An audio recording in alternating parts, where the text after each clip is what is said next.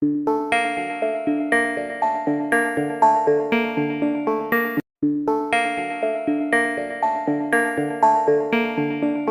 पास आ रहा हूं, मतलब संसद भी आपकी वक्त की जमीन पर, अरे धार्मिक जगहों को तो छोड़ दीजिए, मतलब प्रयागराज की भूमि भी अब आपकी। बिस्मिल्लाहिर्रहमानिर्रहीम। अगर प्रयागराज की भूमि अगर वक्फ की जमीन है और उस पर अगर किसी किस्म का कोई महाकुंभ हो रहा है तो इस पे किसी को आपत्ति होनी भी नहीं चाहिए, और आपको भी इस तरीके से इसको इतना उसका इशू क्रिएट नहीं करना चाहिए, क्योंकि कौन इशू इस्लाम बना जो रहा है, इशू हमने नहीं बनाया, इशू उन लोगों ने बनाया जिन्होंने दावा ठोका। इससे पहले कहां सो रहे थे वो? इससे पहले कभी आपने सुना?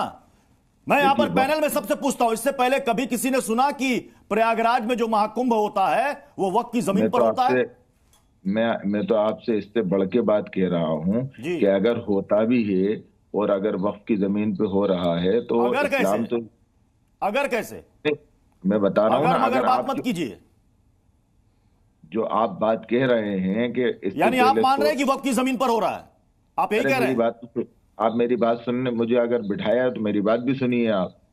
आप मुझसे ये कह रहे हैं कि अगर वक्फ की जमीन पे हो रहा है, मैं आपसे कह रहा हूं तो उसमें क्या बुराई है? अगर वक्फ की जमीन पे हो रहा है तो क्या परेशानी है मुसलमानों को या वक्फ वालों को? जब कोई परेशानी नहीं है, मुसलमान तो इस मुल्क के अंदर हमेशा मुसलमानों ने साथ दिया है, क्या साथ नहीं दिया मुसलमानों ने किसी का? मतलब विनोद बंसल साहब, ये बड़ा अच्छा है, ये बड़ा अच्छा है इनका। ये कह रहे हैं कि अगर वक्त की जमीन पर हो रहा है तो क्या दिक्कत है? देश की संसद बन गई वक्त की जमीन पर, हम सब भी जो रह रहे हैं वो वक्त की जमीन पर, मतलब आपके रहमो करम पर रह रहे हैं हम।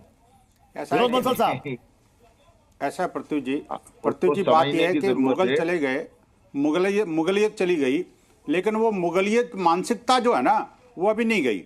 आप देखिए वक्फ के नाम पर देश की जो मां भारती की जो 9 लाख हेक्टेयर जमीन जो है वो जिस तरह से उन्होंने कब्जाई है, अब वो उनका दिवा स्वप्न का पूरा भारत इनका है और इनके बाप का है।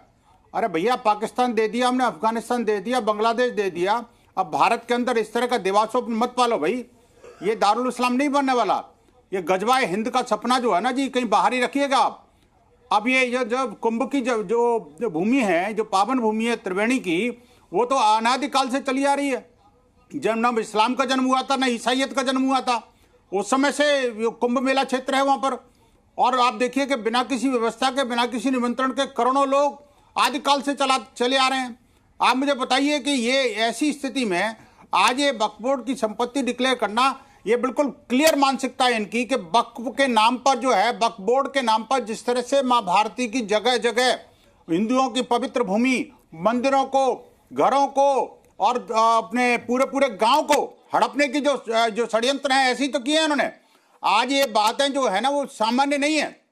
पृथ्वी जी, आपके सुधी दर्शक अच्छी तरह जानते हैं कि वक्फ बोर्ड के कुकर्म अब एक एक करके इन्हीं के वक्तव्यों के माध्यम से बाहर आ रहे हैं। अब आवश्यकता इस बात की है कि वक्फ बोर्ड नामक जो है ना ये संस्था को तुरंत खत्म कर देना चाहिए, और भारत सरकार न सिर्फ अमेंडमेंट बल्कि ये पूरी तरह से उसको निरस्त करे, ये बहुत जरूरी है। नहीं, वक्फ के नाम पर पूरे भारत को कब्जाने के चक्कर में ये तो जो मुगलों ने नहीं किया, जो अंग्रेजों ने नहीं किया, अमन गिरी महाराज, आज ये मानसिकता कर रही है। यही वजह है इस तरह के जो दावे हैं, इसलिए सनातन बोर्ड की मांग जो है मुखरता के साथ रखी जा रही है।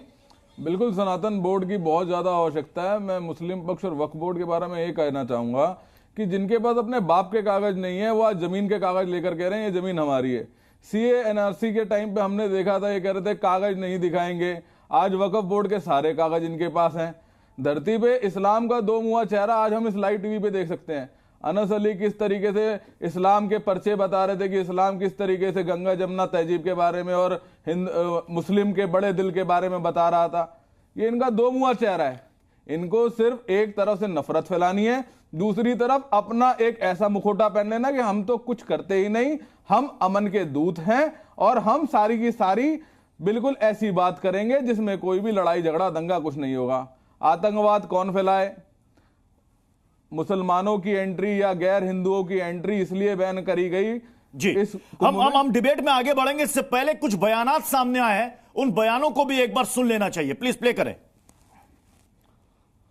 हम ये कहना चाहते हैं मुसलमानों को वहां पे एंट्री नहीं करना दिया जा रहा है ना, तो वहाँ पे जो 400 बीघा ज़मीन है दारागंज की, वो मुसलमानों की तो है ना। वहाँ पे साधु संत बैठे हुए हैं। मुसलमानों ने जमीन दी है, मुसलमानों ही की ज़मीन है। वहाँ पे 400 बीघा है। किससे लिया है ये ज़मीन? मुसलमानों ही की है। कौन वाली जमीन? वह बोर्ड की जमीन है। कौन सी वाली? अरे शेख तकी बियाबानी रहमतुल्लाह अलैह के वहाँ दरगाह है, झूसी कहते हैं उस इलाके को, वो वक्फ बोर्ड की जमीन है। जो महाकुंभ लगा है वो वक्फ बोर्ड की जमीन है। जी, उस तरफ शहर के उस तरफ की और इस तरफ थोड़ी सी जगह, दूसरी तरफ झूसी साइड और इस साइड दोनों वक्फ बोर्ड की जमीनें हैं। कि झूसी से पहले केसी पंत इंस्टीट्यूट है। केसी पंत इंस्टीट्यूट से लेकर के जहाँ से ब्रिज स्टार्ट होता है लेफ्ट राइट बोथ साइड, ये वक्फ की थी प्रॉपर्टी। वक्फ की जमीन है, ऑन पेपर है वक्फ की प्रॉपर्टी वो। राजेश चौधरी जी, ये बयान हमने इसलिए सुना है कि वहां के स्थानीय लोग ये दावा कर रहे हैं कि ये जमीन है, मुसलमानों की जमीन है, वक्फ की जमीन है। ये कह रहे हैं, ऑन रिकॉर्ड है, जाकर के आप चेक कर लीजिए। देखिए, धर्म के आधार पर देश का बंटवारा हुआ, मुसलमानों को पाकिस्तान दे दिया गया और हिंदुस्तान हो गया हिंदुओं का। अब उसके बाद इस देश में जो सरकारें आई, जिस तरह से संविधान की मूल भावना में जो मूल प्रस्तावना है उसमें संशोधन करके पंथ निरपेक्ष शब्द जोड़ा गया, ये गलती वहां से शुरू हुई। जब पंथ निरपेक्ष ये देश का संविधान है, तो वक्फ के नाम पर या अल्पसंख्यक के नाम पर किसी को विशेष सुविधा या विशेष तरजीह देने की कोई आवश्यकता नहीं है। धर्मनिरपेक्ष एक तरफ मान रहे हैं, एक तरफ आप दीन की शिक्षा दे रहे हैं। और वक्फ बोर्ड जो है वो तो भूमाफिया है, पूरे देश के अंदर भूमाफिया। अनस अली का कहना है कि हमारी जमीन अगर है तो उसमें कुंभ हो रहा है तो किसी को कोई दिक्कत नहीं है, हमारी जमीन है, कर लीजिए आप अपना धार्मिक आयोजन। अरे किसी के बाप की जमीन नहीं है जी, वो हमारी जमीन है, देश की जमीन है, वो गंगा मैया की जमीन है, वो सनातनियों की जमीन है, किसी की जमीन नहीं है। जहां कुंभ लग रहा है उनकी जमीन है। और वक्फ का इलाज करने के लिए सरकार जा रही है, आप चिंता मत करिए, बहुत लंबा समय नहीं है। वक्फ को उसकी हैसियत बता दी जाएगी, जिस तरह से भूमाफिया के रूप में पूरे देश के अंदर जमीनों को कब्जा रहे हैं। गांव अपना बता देते हैं, मंदिर अपना बता देते हैं, पार्लियामेंट अपना बता दी, सुप्रीम कोर्ट अपना बता दिया। अरे भाई, हमारा हिंदुओं का इस देश में कुछ है नहीं। आप तो मैं अनस अली आपसे जानना चाहूंगा। अनस अली जी, देश की संसद वक्फ की जमीन पर बनी है। प्रयागराज में जो महाकुंभ हो रहा है वो वक्फ की जमीन पर हो रहा है। कहां आपका दावा नहीं है आज टीवी पर, वो बता दीजिए। हर जगह तो आपका दावा, कहां आप दावा छोड़ रहे हैं, बता दीजिए। देखिए, मैं आपसे तीनों मेरे भाई बैठे हुए हैं पैनलिस्ट में, बड़े विनम्रता से तीनों से एक बात कहना चाहूंगा। आप तीनों ने, लाइव डिबेट चल रही है, आप तीनों ने एक बात ये कही कि वक्फ भूमाफिया है। ठीक है, हम मान लेते हैं भूमाफिया है, तो भाई सरकार किसकी है? माननीय सरकार जो है इस वक्त भारतीय जनता पार्टी की है, और उसी के अधीन आता है वक्फ बोर्ड। सेंट्रल वक्फ बोर्ड हो, CWC हो, या राज्य स्तर का वक्फ बोर्ड हो, ये दोनों सरकारें जो हैं, केंद्र सरकार हो, राज्य सरकार हो, इन दोनों के अधीन आता है वक्फ बोर्ड। आप कल ऐलान कर दीजिए ना, आज आप आदेश पारित कीजिए कि ओपन चैलेंज है आपको राजेश चौधरी जी। हमें तो खुशी होगी। ये कह रहे हैं सरकार आपकी है, ये कह रहे हैं वक्फ बोर्ड किसके अंडर में आता है? देश की संसद में कानून ला गया, ये पाप किया है कांग्रेस की सरकार ने, जो असीमित शक्तियां वक्फ को दे दी। किसी भी जमीन को अपना बता सकते हैं वक्फ वाले। ये कानून किसने बनाया? कांग्रेस ने। देश के अंदर ये पाप किसने किया? कांग्रेस पार्टी ने ये पाप किया। उसका इलाज हो रहा है, मैं कह रहा हूँ ना। राजेश चौधरी जी कह रहे हैं कांग्रेस तो गई, कांग्रेस तो अब चली गई, शासन में भी आप हैं, तो ये आप इलाज कीजिए। ये आज जाने वाला है। जिस प्रकार से अवैध कब्जे करता है, जिस प्रकार से भूमाफिया सक्रिय होकर के वक्फ के नाम पर जमीनों को कब्जा करने का काम करते हैं, देश की संसद ने लोकतंत्र में सर्वोपरि। चलिए, हमारे साथ सैयद जवाद भी इस वक्त जुड़ चुके हैं। सैयद जवाद, मतलब पहले देश की संसद वक्फ की जमीन पर, अब प्रयागराज में जो महाकुंभ हो रहा है वो भी वक्फ की जमीन पर हो रहा है।